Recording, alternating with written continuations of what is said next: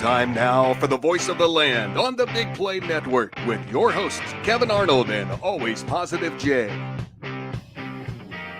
As things change, we have to change with the times. This is the voice of the land, but it looks a little bit different. I think you're going to see this set up a little bit more. We'll get into that in just 1 second. I am Kevin Arnold. I was one of the original people with this show.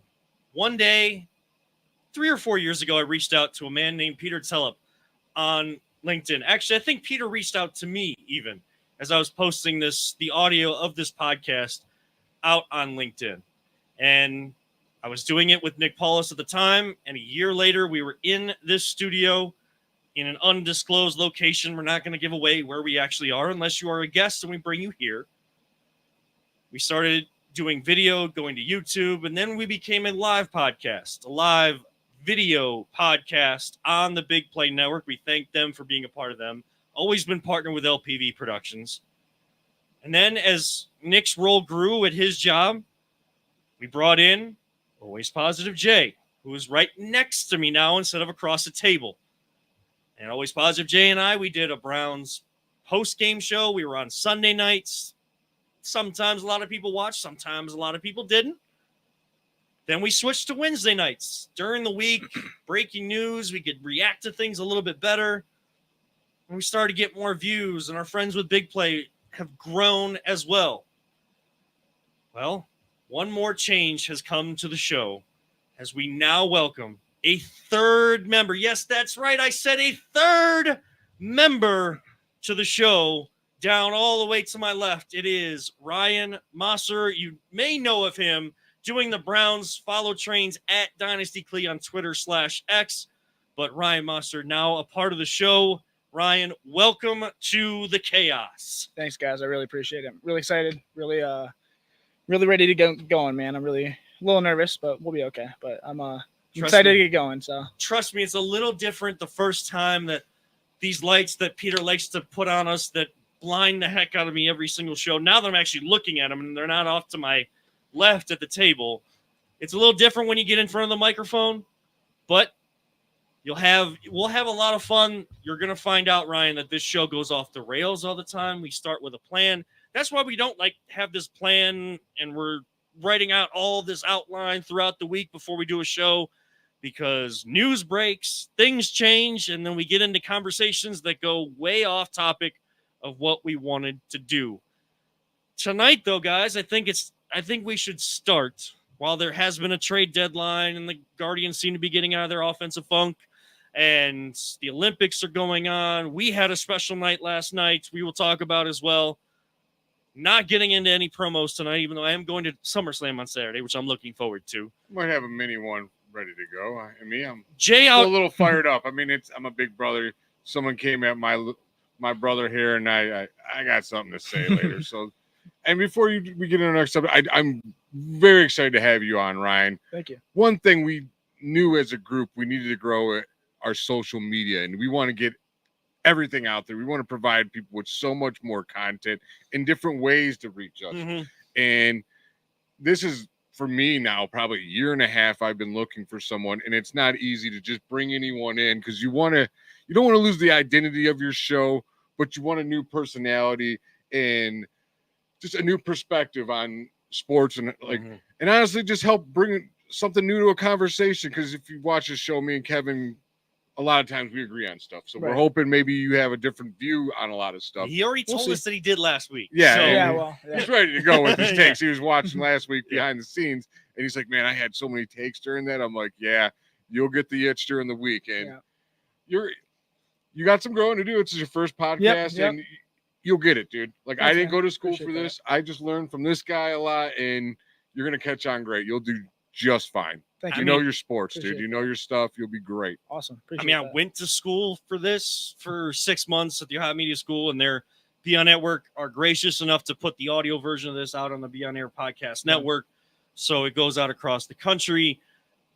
But there's also things you have to find out on your own. That was the biggest thing that I learned at the school. They let you do things hands-on to just let you figure out you. They could give you we can give you all the tips that we want.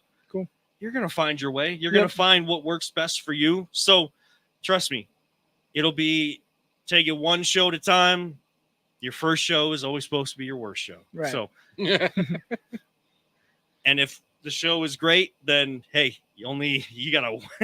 It's always up from here. That's Yeah, all you gotta worry always about. up from here. Thanks, guys. Well, What the Cavs are trying to do, though, they are trying to ascend in the Eastern Conference. They're trying to ascend in the NBA. And kind of out of nowhere, I didn't really see talk of this, people asking whether this would happen this offseason. But we know Donovan Mitchell has signed his extension, and we've gotten the max contract, the second contract for Evan Mobley. They signed him as a max player. Whether you agree with that or disagree with that, the fact of the matter is that's what he was going to ask for. The players in his draft class that have similar stats got the max contract from their teams. That's what you have to do to keep players that you drafted. So he is signed, and now his counterpart in the center position, Jarrett Allen, has also signed an extension today, this afternoon, 3 years, $91 million. The max that he could sign being under the Cavs roster and distinction. Ryan, I'll actually start with you. When you saw this come down today, did it surprise you? Does it make you are you upset about it? Are you glad about it? Are you just not sure about what this Cavs team is going to be if they want to keep it together? Right. Yeah. I mean, it did surprise me a little bit. But now I'm thinking about it, him previously being with Kenny Atkinson, and he was, helped develop him and stuff like that. And him with Mobley as well. I think that once we hired Kenny, I think it was a done deal. I think they wanted to keep their guys in Cleveland, keep the big guys. So. Jay, I mean, Jarrett Allen is a big piece. And when Evan Mobley and Darius Garland were out last year, it was Donovan Mitchell and Jarrett Allen. They really developed a bond. And if the rumors or what people think is actually happening, Donovan Mitchell pulling all the strings, the puppet master or whatever, because JB's gone. Everybody pointed to, well, that's because Donovan didn't like him. And now Jarrett Allen signs. I'm pretty sure almost 80% of the fan base also didn't want him back. I didn't want him back. And it's nothing personal. Same thing probably with Donovan Mitchell. Probably wasn't personal, but I highly doubt his opinion was the deciding factor. You know what I'm saying? Did they ask him? Sure, probably did. What he said, I have no idea. It's all speculation. I don't do speculation. I don't try to guess what people are saying behind closed doors. Now, my opinion on this signing, I love it. You know me. I've always been a huge supporter of Jarrett Allen. When he had his struggles in New York, and I said, it's either going to make him better or worse. It's either going to make him or break him. And he came out this season, definitely made him. He came out with vengeance. Like he was so much better than he was this season before. And unfortunately got hurt. People ridiculed him like, oh, you got to go and play through pain. Like, dude, you go play basketball with broken ribs before you tell someone else to go play basketball with broken ribs, for sure. Like, dude, you know how many people I know at our age are just like won't even play any sports, and they're going to tell people to go out there and play with broken ribs. And then they go, oh, but they're getting paid millions. Like, what does that have to do with anything? This dude's career is like could change if he gets broken rib and it breaks a little more and stabs him in the lung or something horrible happens. Like, I can't stand that take. It always annoyed me. I'm just so glad. Like, Jarrett Allen is my favorite player. He's not the best player on the team.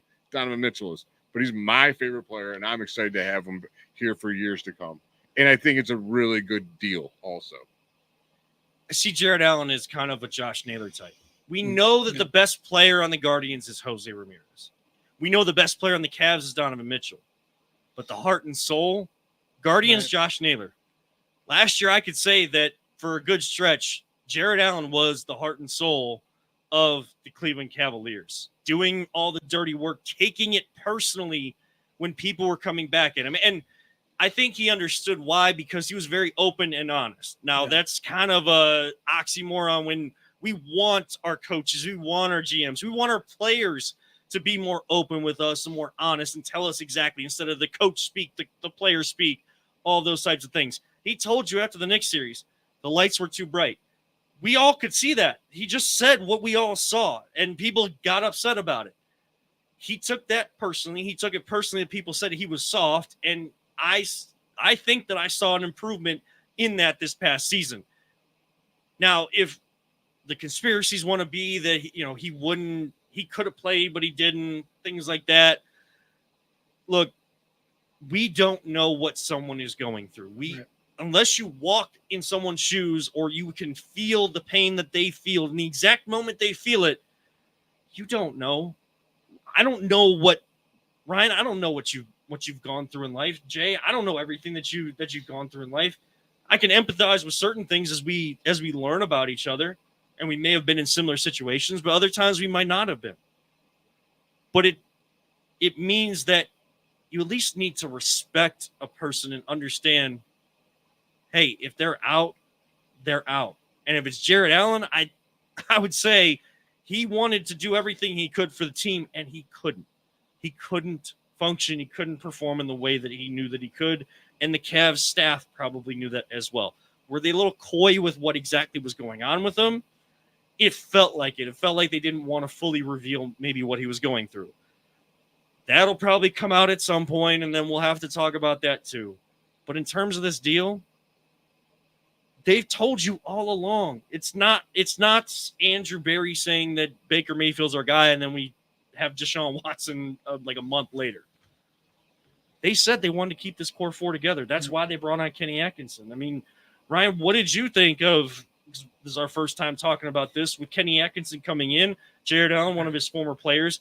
Do you think that that's the biggest move and the biggest fix that this team needed to make to get the most out of this talented roster? Yeah, I think so.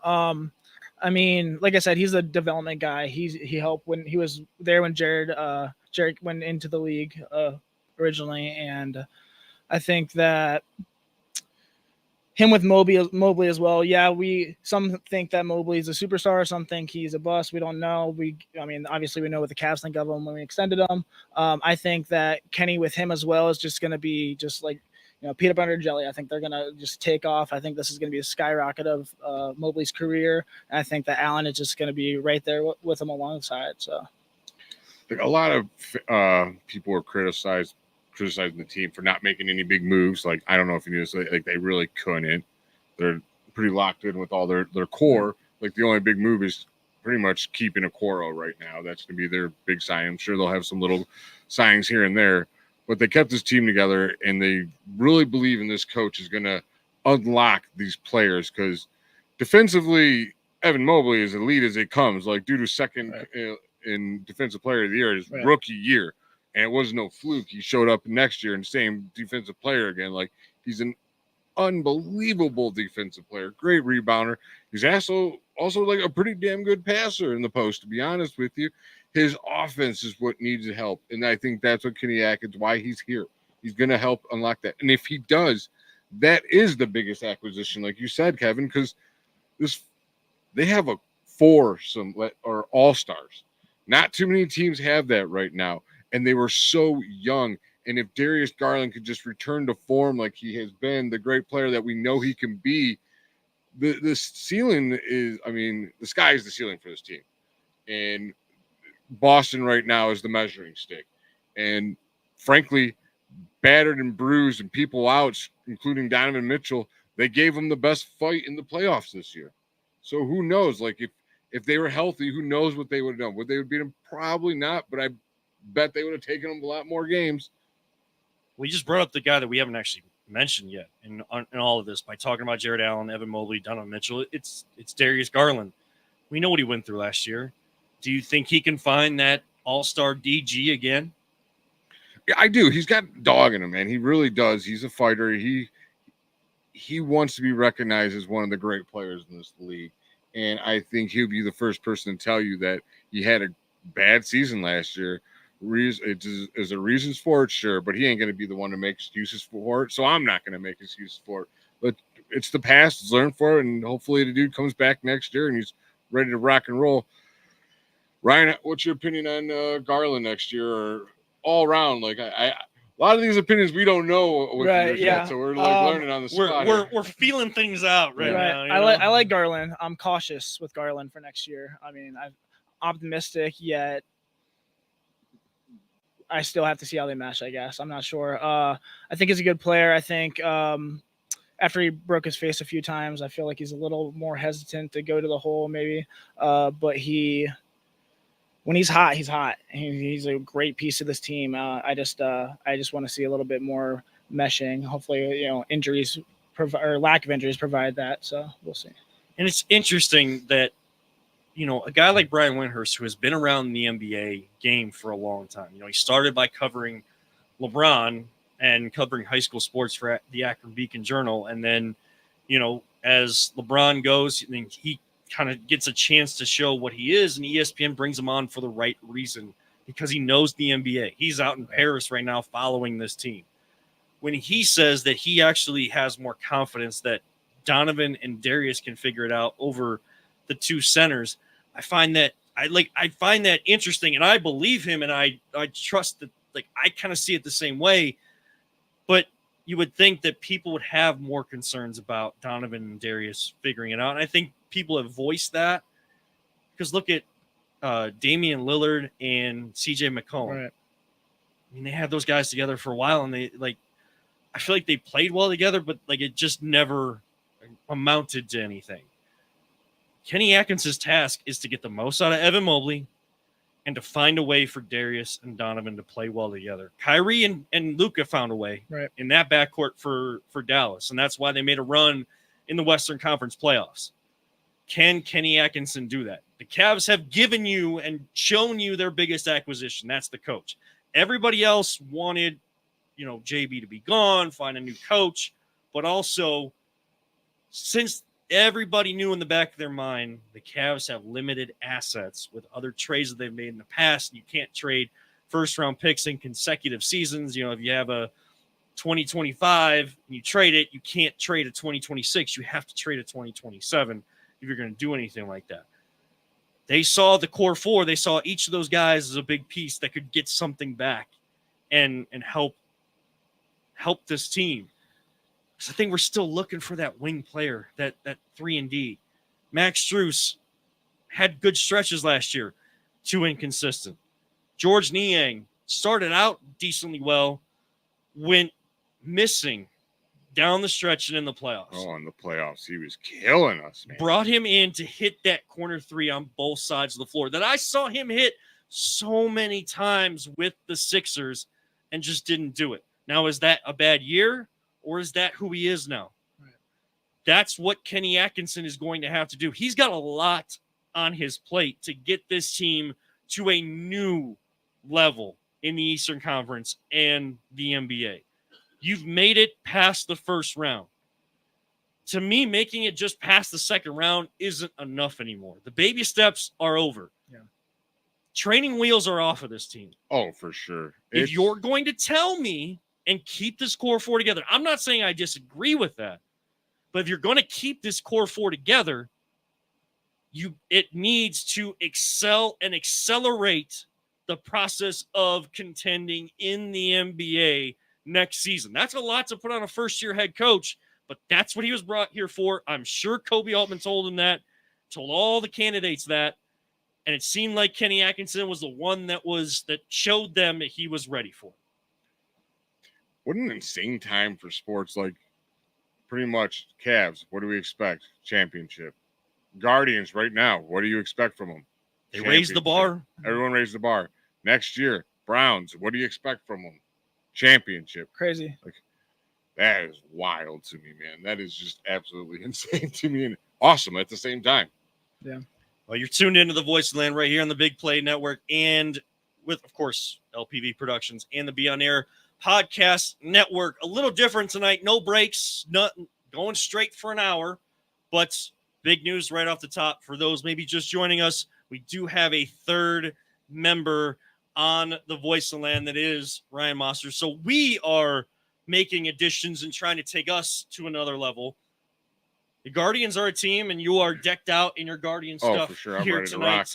You're ready to rock. The Guardians, of course, they have taken our expectations, our mindset around them to a new level that we thought about from the beginning of the year. And it feels like it is that way when there's not many expectations or you're not thinking too highly of the Guardians or baseball just coming into the season when they go young and they don't make a lot of acquisitions that people think that they're going to make at some point.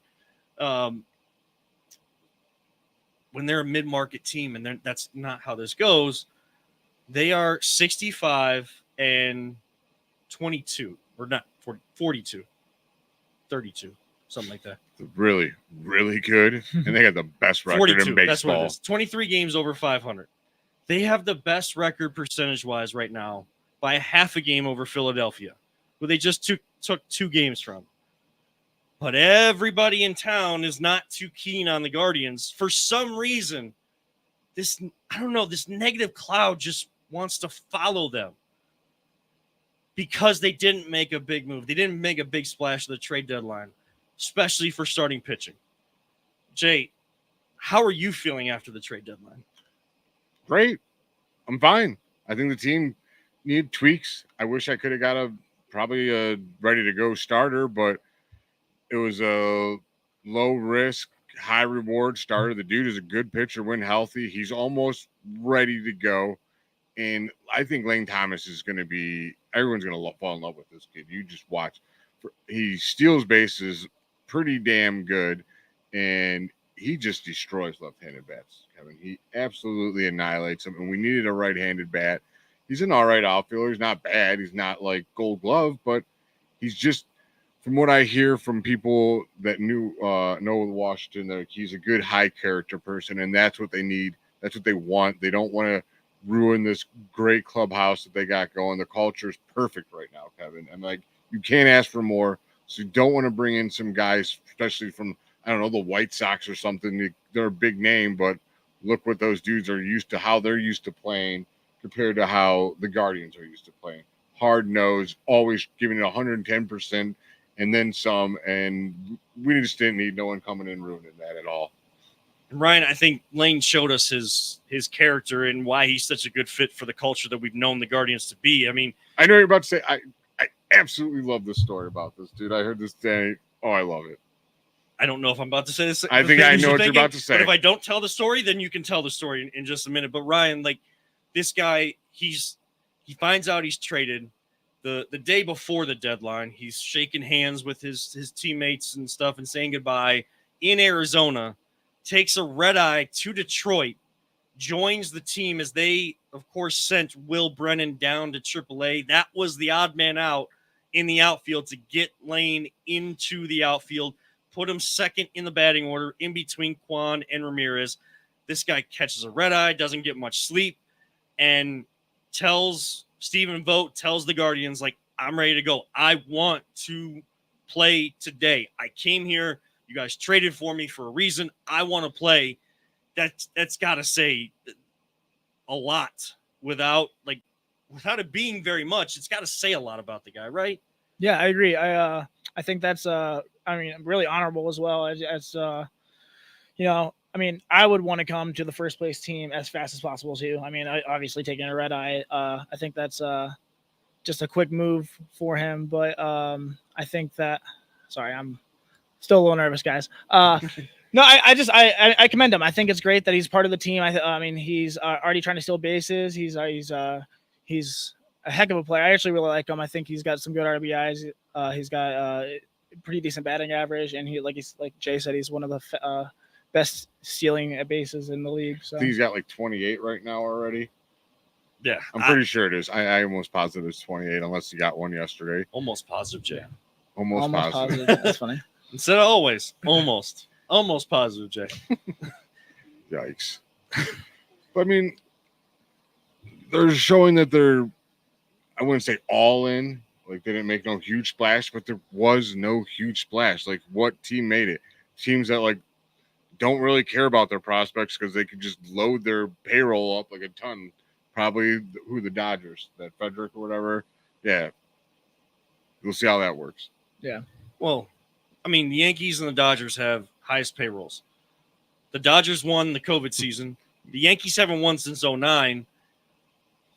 Got guys that strike out a lot. Like, it doesn't, just because you have a lot of money, that doesn't pay for championships. And I was talking with, of course, Bally Sports and ESPN Cleveland's Guardians reporter Andre Knott earlier today. I actually got to have a conversation with him, and he was saying how, like, he travels all around the country when the Guardians are on the road, and he's got people in these organizations that he's built relationships with saying that they absolutely love what the Guardians do. And they try to model what the Guardians do. And there are Guardians, like the tree. We talk about coaching trees in the NFL. The Guardians tree has spread throughout baseball. AJ Hinch, the manager for the Tigers, said that he has modeled the way he is now managing and trying to beat an interdivision opponent. Why they have had so much success now, because he's mimicking what the Guardians do so that the Guardians don't beat up on the Tigers all the time. Which, I mean, we just definitely took the last two from them, thank God, because that was getting annoying. But yes, they have a bright future, the Tigers. Like and that's another thing. Like, we got the #1 record, and everyone's like, oh, because they're in the Central. I don't know if you guys knew this, but there's 3 teams in the top, I think, top 8 of at least top 10. It's the top 8. And Kansas City and Detroit are right there. Minnesota. I'm sorry, Minnesota. My bad. And Detroit is coming up. Chicago, they'll probably stay in the dumpsters forever. They're a joke of a franchise. And I love making fun of them because I frankly can't stand them. But that's why I wear a shirt. Love that day. Thank you, Jose. Yeah, he's not even in the in the big leagues right now. No, I wonder why. He hasn't done anything ever since Jose knocked him out, pretty much. But look, again, the Guardians have put their stamp on Major League Baseball. Now, imagine if there was like they were able to spend like the other teams, like or the Yankees and the Dodgers and all these high payroll teams couldn't spend like they do, and there was a salary cap. Cleveland would dominate baseball. I'm sorry, they would absolutely have multiple World Series by now. But I will keep preaching it, man. You need to fix that. It's not cool that there's an unfair advantage because cities have a higher population than I do. It's just my opinion. I'm never going to give up on it. I'm going to die on that hill. And whether it's fair or not, I mean, we've been harsh on the Dolans on this show, and a lot of people in town have. But, Ryan, what you're going to find out about this show, we do a lot of reality checks. And it's not reality checks for, like, thinking that people don't know these things. It's bringing to the forefront what is in the back of everybody's mind, but we're all fans, and when we're in fan mode, fan is short for fanatic, so we don't think realistically. Right. This show tries to bring that. And if we disagree and you want to disagree with us, that is totally fine. It is never going to be manufactured on the show like other places. That's not what's going to get us clicks. Having real conversations. Yep. And that could be sports, that could be life. We've done it all on this show. It could be movies, whatever. Bluey. Yep. Yeah. I mean, Jay's gonna have to sit in the middle while Ryan and I talk. My God, I get this. Oh boy. So you guys know now I got Bluey here, I got Bluey there. I'm blued out. And it's on in my house. This is not. You guys are blue. It's horrible. We're cracking the surface. It's terrible. Now I got someone on my side to help. I mean, I tried it, and it didn't last but more than 5 minutes. I don't know if you actually tried. I don't know. Oh no, yeah. I did. I promise you did, and it was not. No, cool. No, if you really tried, you wouldn't be saying that. No. All right, I'll watch a full like episode. I'll watch 5 episodes in a row. You gotta 5. watch one scary movie I pick. If you watch 5 episodes and prove to me you do that, I will watch one scary movie. And it won't be a bloody one, I'll make you promise. But I have to tell you, as part of that deal, you might have nightmares. No, I mean, yes, but Jana's got to deal with that. If I'm like flailing all about and I'm asleep in the nightmare, but I can't guarantee, like, don't set a date on when I have to have the thing watched by, because you know that I don't. Oh, I won't do that. Halloween. God forbid I put a date on it, Mister. I haven't got my wings yet. Oh yeah, it's true. I made a bet with this dude. He's a Duke fan, unfortunately for himself, and I'm a big UNC fan. Been like 2 years. I haven't got my wings yet. I'm starving, dude. Starving. I feel like Gerard Cherry. You act like Aaron Goldhammer. All right. Well. Oh, well, can't say anything. That's my coworkers, but Jay can. That kind of sucks. They're not my coworkers. They're your partners. No, teammates. Whatever.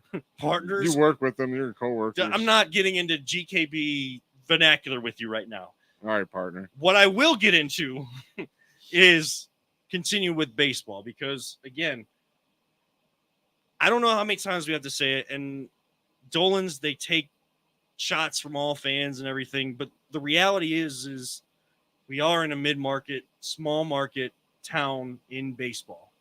And what this Guardians organization, baseball organization, has been able to do to, even if they have a down year, to come back and then be contenders still, and that window of contention just stays cracked. It never fully closes, especially since 2013 when Terry Francona came in, and now it just continues to transition.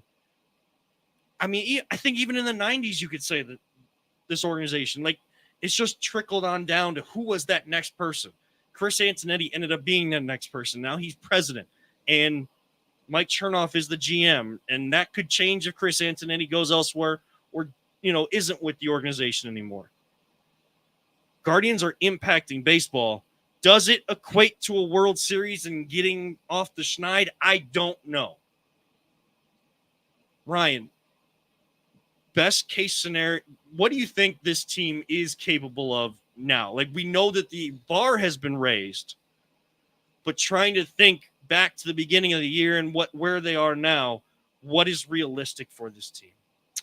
I think we would hold like a 3-4 game lead the entire way. I think it might get tight here, for the push on October. But I think that with Vogue and all these guys, they have so much heart, man. I mean, you can never count them out of games. You have a dude every given night that, just believes and smacks that ball and, gets a hit and gets on base, and we just keep going. They're never out. So I think with their mentality, yeah, they have the starting pitching for me is not that too great. I think we have some guys coming up. I think we have some decent guys, but I wish we really had that ace. Man, if we had Shane Bieber, it still hurts. Yeah, and you have, if they have Shane Bieber like right now, people are like, you have the best record, but you're Cleveland. It'd be like everybody, no, they're the best team. Like they have a great bullpen. They have the ace. They would be so complete. Even if we had Dr. Sticks right now. Yeah. But the thing is, no one in the league is the complete team this year. No. It's up for grabs. Grab it. I mean, the Guardians are 5-5 over the last 10. The Orioles, who come into town tomorrow night, consider one of the best, and like they're talked about as one of the darlings. The Yankees and Red Sox always come up as the darlings. The Dodgers, like, even if they're going bad, everyone has good things to say. If the Guardians start to go through one of those, like just like they just did, the baseball roller coaster, like, they just become non-existent. When they're good, they're just sprinkled into conversation. And I think that this team relishes in that. So let's keep it that way. But in this town, I know that guys are throwing footballs in West Virginia in shorts and against air, and the quarterback's going 7 for 7 and 7-on-7 drills, or maybe through an interception, whatever. None of that counts until we see games. There is a team still playing games. I'm not saying the Browns don't count. I'm saying keep the big conversation at the forefront. And when the Browns start on September 8th and it all matters, they get bumped in to the conversation. Guardians stay in the conversation until they're done, though. And we got a chance yesterday to see the future of this team with a little bit of the past as well. Jay, tell the people, what did we get a chance to do yesterday? Well, we went down to the Lake County Captains. Yes. What's the name of the stadium? Classic Auto Group Park. Thank you. And we got to go meet Omar in person, which was absolutely amazing. Omar Vizquel, best shortstop in baseball. Ever. If he did a backflip on the field, he would be considered by everyone. But, whatever. And then we got to meet his old partner in crime, Carlos Baerga. And what a treat. The guy, hopefully we get him on the show. Fingers crossed. But it was just a treat. And then after that, we go to get to see the number 1 overall pick, Travis Bazana, and the Rain King. The Rain King. What happens today, Kevin?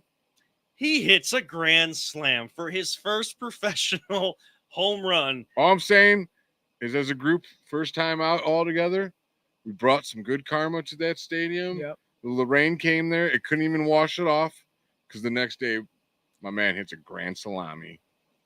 I mean, I don't want to look at it with like glass half empty type stuff, but like when we had left the ballpark and that stuff happened, the good stuff happened today. When we got to the ballpark, the dark clouds rolled in. My weather apps before I got to the ballpark. It was clear skies when I got there. Yeah. Someone got there late with the clouds. Somebody has to work Yeah, longer hours. I'm just saying. Or just you brought, later you hours? brought the dark Not clouds longer with hours. you, though. You Okay. brought the dark clouds with you. Okay. All right. I had fun. Yeah. Yeah, See, we Ryan all had had fun. fun. It was really cool. You know, So yeah.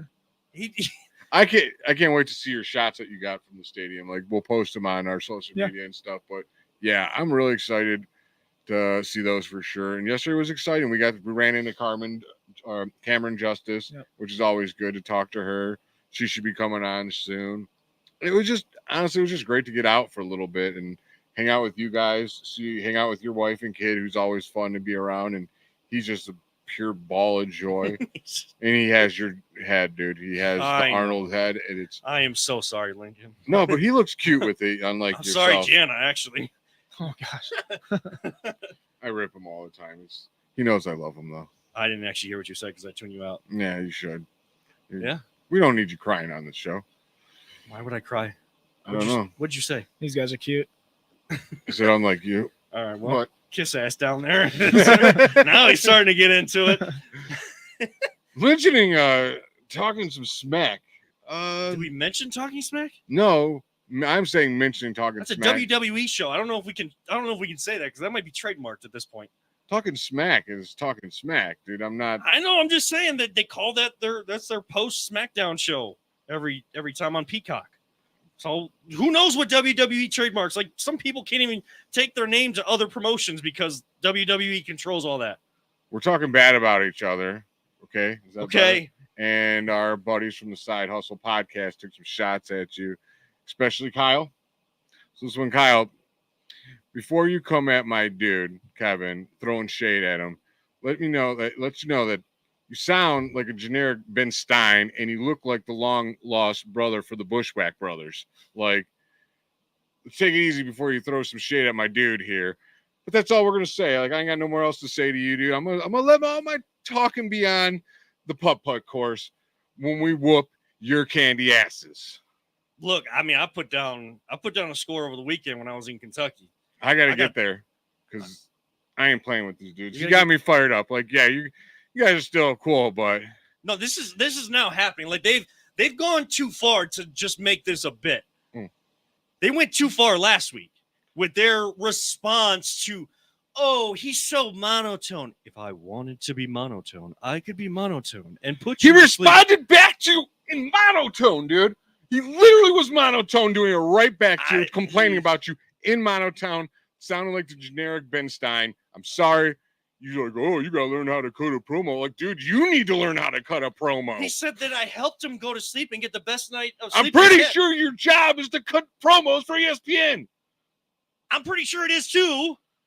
Is But he that- said he got the is that best. enough, like, out there for you? My voice? Did I change my voice enough for you? Is that good enough? I don't know. know. Nothing. But I know it's going to be good enough. Our game when it comes to putt-putt. Look, if someone says that my monotone voice put him to sleep and got their best night of sleep having a 7-year-old kid, well, you're welcome. Just like Maui said, huh, you're welcome. I don't know. I don't think that that's a bad thing. If you got the best night of sleep in 7 years, I would take that as a good thing because I haven't gotten a good night of sleep in the last year plus. So, Yeah. you just Hey man. chased yourself out of that promo. Now we got some muscle on this squad too, so y'all better be careful. I don't know what else do you want from me? Do you want me to drop all the expletives and everything? That's your guys' show. You guys can do whatever you want. That's how you've chosen to do it. We don't do that on this show. I can cut a promo on your ass without having to drop all those things. I can beat you on a putt-putt course. And yeah, I have been putt-putting since I was 3. And other people have done that too. But they don't putt-putt every single year, every single week of the summer like I do since I was 3. Putt-putt is my game. So if you want to come to my territory, bring it.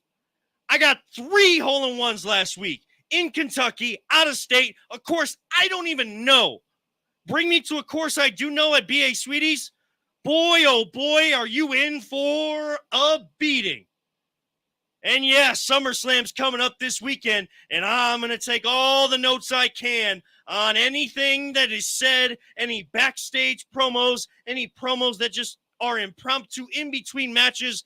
I will take all the notes that you want. You think I can't cut a promo on your ass? Oh, the first one, just like Ryan's show, the first is always the worst. That means you guys are in some trouble. Yeah, Monotone, you want another great night of sleep? Well, Kyle, I hope you enjoy your time and thinking that you're such great putters. Because whenever you guys want to set the date, and if you guys want to do a joint show and set the date, we'll do that. And hopefully this helps you. This part of the promo helps you get a good night of sleep. Because we're coming. And we'll be well rested. I'll yell in your ear so that you don't never get the best night of sleep ever. I will find ways to keep you from getting a good night of sleep ever again. And all you'll see is just a replay of us beating your candy ass. Can you smell what the VTL is cooking? On to other things, guys. Boom. How's that for Monotone? Yeah, how's that for Monotone? Jeez. You got it. I mean, that was pretty good, man. I'm ready to run through that brick wall, man. This guy, I told you, we got some muscle on the team now. I don't know. It's all right. We'll bring him to the. Yeah, swear words don't scare me, guys. That doesn't make a promo. It might on Netflix next year when WWE goes to Netflix. That doesn't mean it's a good promo. Might want to take notes yourself. On to the Olympics. As people go for gold. We might go for gold in the putt-putt course, but there are true athletes. Let's jokes all aside. This is a fun, hopefully, a great event between 2 great groups of podcasts. And BA Sweeties, I can't wait to get some Dole Whip, celebrate with some Dole Whip. You guys better pay for my Dole Whip too if we beat you. But the real athletes are on display, and the athletes that we don't get a chance to talk about, they don't get spotlighted enough. They're, if they have a nationally televised event, it's now on these streaming services, or it's deep in the archives of like FS 3.567, something like that. You're seeing the swimming. You're seeing whitewater rafting. You're seeing crazy. Dude, I just found out that they had whitewater rafting. Yeah. And someone that's done it a couple times, I have to find the replay on this. Like, I have to. It looks, sounds amazing that they're man-made whitewater rafting courses. Oh, that's cool. Yeah, that's what I said. I was Yeah. like, what? They're man-made? Yeah. Yeah. How do I get there? I want to go to Paris right now. I want to get in this thing. But what has been your guys' favorite event so far? Well, I mean, first of all, shout out to the women's rugby team. The first Oh, dude, that was ever- awesome. Cool. That was really cool. first ever rugby team, women's side, to get a medal. And I don't know about the men's. I don't know the last time that they won a medal. They actually had a pretty good showing themselves. Just look, New Zealand, Australia, like places like that, they're churning these people out. What was her name? I'm trying to remember. She looked like Nick Chubb running the ball, but the girl that ran it all the way back. Alona Mar, number 2. Was that who ran it back? She's big on TikTok. I'm not sure, but man, I feel terrible not remember that name. But that was just Well, I know that Alona Mar was like the voice of the voice of the rugby team. She's been on TikTok, and the biggest piece of all this, guys, is the promotion to young kids. Like the viewership of the Olympics is up. Yeah, people get to attend this time, unlike Tokyo when we were still in COVID times and COVID protocols. But the viewership, the ratings are way up, and I think NBC Universal is doing a great job of having the dispersal of all of this content, because you have it on NBC, you have it on USA, also on E, the entertainment network, on Bravo, on there's stuff on Peacock, like the Red Zone. Everybody loves Red Zone during NFL, right? Right. You know, you can watch all these different games they're going when people are in the scoring range. They got the Peacock Red Zone pretty much going on. They have the Gold Zone. Nice. Now CBS has the Gold Zone for like UEFA Champions, all these big soccer tournaments when people are scoring. I absolutely love that. Peacock has done, like NBC has done a great job with that. Like you're going to different events when people are winning gold and achieving a dream that I don't think people realize like how big it is. Like you can raise a Larry O'Brien trophy, a Vince Lombardi, a gold medal around your neck, Ryan. Like Crazy. did you ever picture yourself in like winning an Olympic medal or in any kind of sport? Or Yeah, I wrestled 13 years. I was pretty good in the state of Ohio. I was nationally ranked for a while, and then I What did you do for 13 years? Side hustle. Just listen to what I he said. wrestled. Yeah, muscle. No, Sorry. He's so nice. He's not. no, I quit. I decided to play football in college, so I did that. But I for a while there, I thought maybe I had a coach that was had an Olympic gold medal, and not a gold medal. He was a bronze, but he medaled. It was really awesome. One time maybe, but just what a cool event, man. I saw like some of my favorite things. I mean, the men's pommel horse, like to seal it for the men's. Steven Nataranzak. Like perfect. It was beautiful. He sat there like Clark. Yeah, exactly. Yeah, and then took off his glasses like Superman. And I heard about this kid. I mean, not to sound like a jerk because I am a nerd, but he looked like the biggest nerd ever. They said like Clark Kent takes off the glasses and just goes straight Superman to seal the deal. Really the stories of the Olympics is what my favorite things. Yeah. Like again, I'm just horrible with names. The one girl, she was training for an Olympic sport. I want to say like running or something in track. And she had a spinal injury. So she just changed what she was going to do. And whatever event was, it was something to do with shooting. And she medaled. Yeah, and she's like, I'm just going to change it. I'm going to get me a medal. And she sought after it and she did. Simone Biles. Awesome. What they can do is it just baffles my mind. The ability. How tall is she? She's got to be all of like 4'10", and she runs across there after doing her dance, does like a handspring, and then just boom shoots up into the sky and does like 4 flips, twists, and then just lands right in the corner. And just I'm gonna do that again a couple more times. Like crazy. She get so high in the air, Kevin. How is that humanly possible to me? It's amazing. You know what's like frustrating about all of this and like talking Olympics is like when you bring it up, there's the people that still say, well, I only care about football because like those aren't athletes.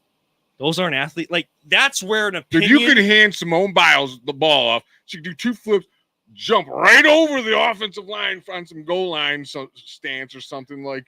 Make TJ Watt throw her up cry. an alley-oop when she's up there, man. That girl gets so not athletic. That's a bunch of bull. Those dudes are just angry people that have never been with a woman in their lives. It's their problems, Kevin. Like if you don't care about the Olympics, that's one thing. Like that's your prerogative, that's your opinion, that's fine. But if you say like they're not athletes or like it's not like real sport, and because it only happens 4 years or every 4 years, so you're not going to care about it. Like I'm one of the weird people when I try to catch. Agreed. Yeah, I try to catch some of these sports as best as I can throughout those 4 years. Like I try to see it, but it's not as accessible. And hopefully, this Olympics is kind of a platform now that we have so many ways to watch things. Ryan, I think it'd be great just every now and again to mix things up, or like when you're in the dead period of sports, or like football's over for people and fantasy football's over, and like you're just like, oh man, like I've been watching like this same thing over and over again. Like a change of pace to see a badminton match, dude. Like those on the dudes are floor, insane. I mean, have you seen some of the volleyball? Like Crazy. indoor, outdoor, they're all over the Volleyball place. is like my top 3 favorite sports to watch. Like those, I don't know what you want to. I don't want to call them obscure, but just not overpopularized sports. Right. I love watching volleyball. I mean, we had I've Misty May always forever have. too. So Yeah. I mean, incredible volleyball player. I actually so. enjoy playing volleyball. Oh yeah, I would be playing right now. I was just playing a little earlier this summer, but because my shoulders are absolutely destroyed, I just can't do it no more, and that kind of really sucks because it's fun. I love volleyball. I could watch it. Like when it came to high school sports, my one friend Vicky played for our volleyball team. Mhm. I went to more volleyball games for our high school team than any other sport. Like I don't know why, I just always loved volleyball, and they're doing great. Like this is awesome for all these, especially the younger athletes. Like this is their stage. And exposure for sports. Like, did you Mhm. see the story with the women's water polo team Yeah. with Flavor Flav? Flavor Flav. How Yeah. about- Tell me. So they didn't. One of the members tweeted out that they don't get paid to go to the Olympics. They have to pay it on their own. So some of them are working 2 to 3 jobs at a time. And Flavor Flav saw that and tweeted out and reached out to them and said, like, "Hey, I'm a girl dad, and I can't stand that. I'm going to sponsor you and your whole team for everything. I talked to your manager." And then he's been there with them wearing the cap. He's like Nice. saying, "This is my team." Does he have the clock? Yeah. I actually didn't see better the have clock, the but clock. he's got the cap on. He's playing the game, and he's like, "Those are his girls," and I freaking love that. And that's Yeah. just like that story alone, like brings awareness to that sport, So And that's what the Olympics are about. But like in Right. these sports, stories like this are happening that we just don't get to see, get told about, get informed, get to view live and in person. Look, in swimming, Tori Husk, and I don't know why I'm forgetting the event. I want to say 100-meter butterfly, but I feel like I'm wrong about that.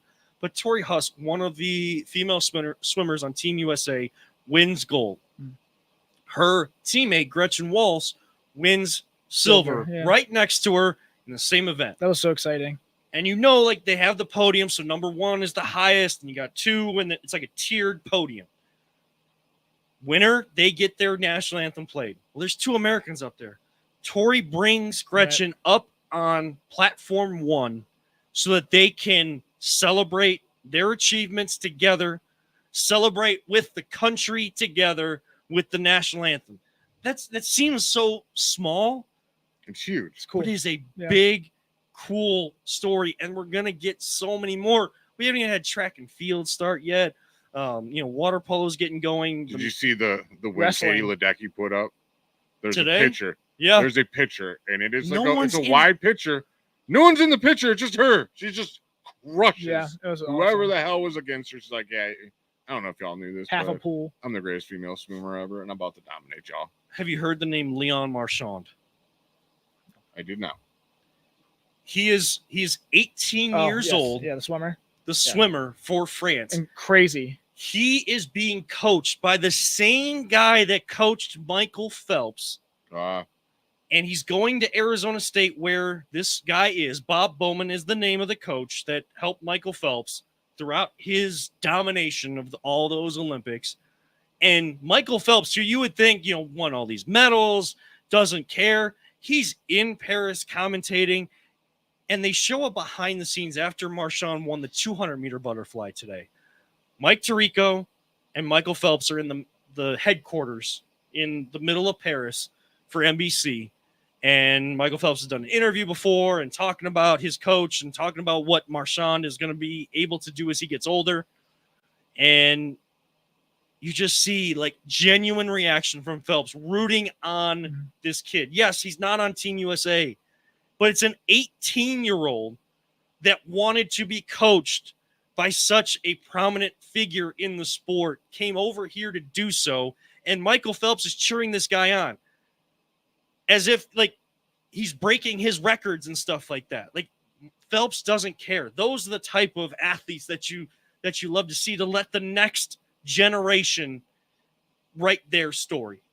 Michael Phelps is always going to go down in history as Probably one of the greatest. greatest Olympian ever, honestly. Him or Simone, Probably, yes. But if someone ever gets an opportunity to beat him, like that's their story. That's that generation's hero and stuff. Records are made to be broken. That's just how Right. it is. We don't want to see records not broken. That ain't no fun. I'm not even going to get into it with the NFL and their new schedule, or with more games and breaking records. I don't Yeah, think we got that's plenty of cool, time to but talk love about that because I feel like news will come sooner than later on things like that. But look, I know football's on the horizon. Everybody's getting excited, but like I am locked in, and I love YouTube TV because it allows you to do like 4 different things at once. You got like 4 different corners of your TV. And I'm working, and I have so many different things going on, and I go from equestrian with horses dancing to badminton to ping pong to canoe, not a canoe, but a kayak going down that man-made whitewater rafting course and like trying to get through gates and as stuff. soon as I get home, I'm watching. I'm going to pull that up on YouTube. You can pull that up on YouTube, and probably I don't know if you have a Peacock account or anything, but No, I don't. I feel like some of the replay of some of these things are there.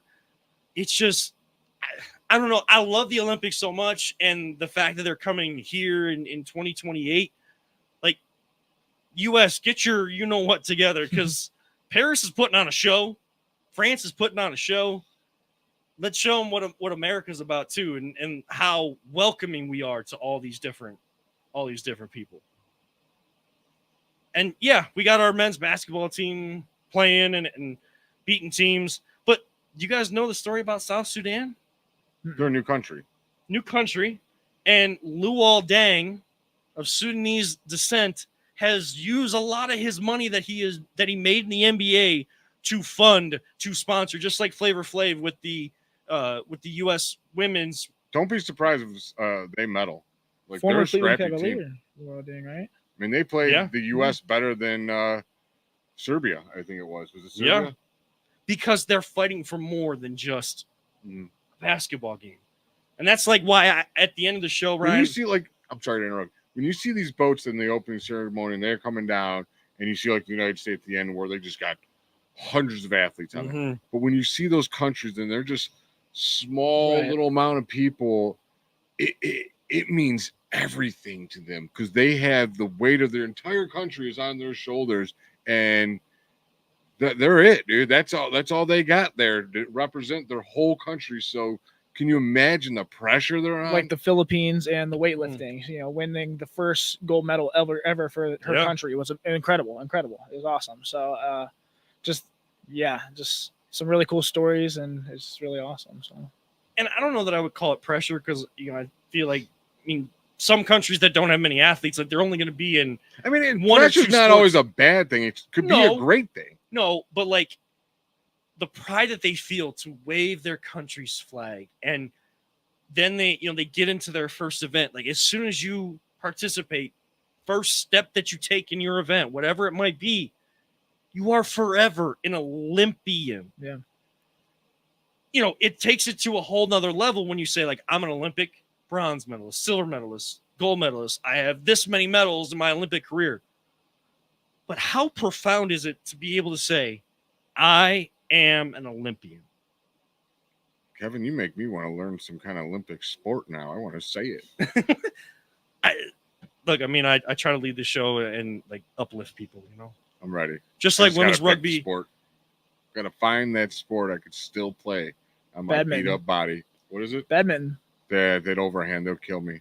I can't do things. Same reason I can't play volleyball. It's got to maybe the shooting. Maybe. We'll find something for me.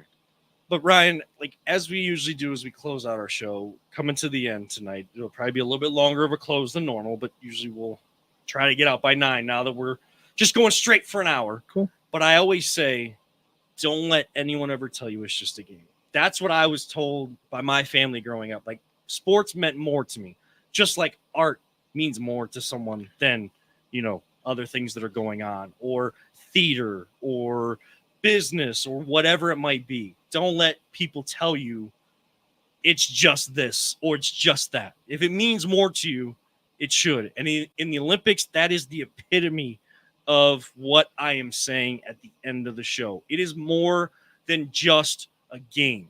That rugby game that the U.S. won the last minute, the last second, to win the first ever medal in U.S. women's rugby history, all of the team members, as they're getting interviewed after the game and the day after, they got tears in their eyes, but happy tears. And you have NBC hosts telling these women, my sister texted me and my niece is in track and field, and she said, my niece came up to her and said, can I learn rugby? The impact on future generations that this has when you get to go to a play at Playhouse Square and some kid is inspired to do that growing up. That's what it's all about. When you have a passion for something, go for it. We have a passion for this. Other people have other passions for other things. Ryan, we are so happy to have you on board. I know you said you were nervous. Didn't sense it at all. Yeah, So, calm down a bit. Yeah, I'm excited. Yeah. Yeah. So Like I told as- you, eventually yeah. you're just having a conversation with your friends. And That's people all that happen it to be is. listening in. and you just butt in like Jay butts in on me all the All time. the time. And I butt in on him all the time. You can butt in on me whenever you want. I don't Cool. even have to ask you a question. If you got something you got to get off your chest, just do it. We'll So get there. We'll get there. for our new member, Ryan Mosser, for Always Positive Jay, for Peter Telep, who's way off camera now. He probably feels great that there's a third person. Now he can really keep himself away from the camera. I am Kevin Arnold, reminding all of you sports fans out there and people anywhere, don't let anyone ever tell you it's just this or that. Don't let anyone ever tell you it's just a game for you sports fans. We truly love you all, 3,000. Don't talk about it. Be about it. Live life, all gas, no brakes. Go for what you want. This is The Voice of the Land on the Big Play and Be On Air podcast networks. We'll be back next Wednesday. Keep an eye out for a special announcement, possibly for a special show of us and someone we may have cut a promo on here tonight. Have a good night, everybody.